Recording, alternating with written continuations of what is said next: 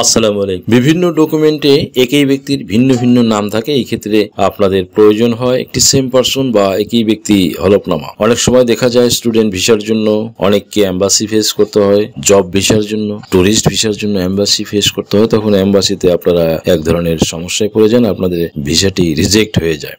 এর একমাত্র রিজন হলো এই ভিন্ন ভিন্ন জায়গায় ভিন্ন ভিন্ন নাম থাকা। নিজের নাম হতে পারে, পিতার নাম হতে পারে, মাতার নাম হতে পারে। ইভেন কি ভূমি অফিসে যারা ভূমি মালিক রয়েছেন তাদের ভূমি অফিসে নামজারির সমস্যা হয়ে থাকে। এই দলিলে এক নাম, এনআইডিতে আরেক নাম, জন্ম নিবন্ধনে আরেক নাম, পর্চায় আরেক নাম হওয়ার কারণে শুধু সেই সব ব্যক্তিরাই সেম পারসন এফিডেভিট বা একই ব্যক্তি হলফনামা এটা প্রথম শ্রেণী ম্যাজিস্ট্রেট দিয়ে একজন বিজ্ঞ আইনজীবী আপনার কাগজপত্র যাচাই বাছাই করে দিবেন। এবং অত্যন্ত সুখের একটি খবর হলো যে ঢাকার সিএমএম কোর্টে একটি নির্দিষ্ট আদালত রয়েছে। সেই আদালত থেকে বাংলাদেশের প্রত্যেকটা অঞ্চলের নাগরিক আপনারা দেশে এবং দেশের বাইরে যে প্রান্তে অবস্থান করুন না কেন, আপনারা এই একটি কোর্ট থেকে, এই সিএমএম কোর্টের একটি নির্দিষ্ট কোর্ট রয়েছে, গভর্নমেন্ট তাদের এখতিয়ার দিয়েছে এই সারা বাংলাদেশের নাগরিকদের এই জাতীয় সমস্যা বা হলফনামা সংক্রান্ত সমস্যার সিগনেটরি পাওয়ার দিয়েছেন। দ্যাটস ওয়াই আপনারা চাইলে যোগাযোগ করতে পারেন। ইভেন কি আরো একটি সতর্কতা যে আপনারা কিন্তু এগুলো কোনো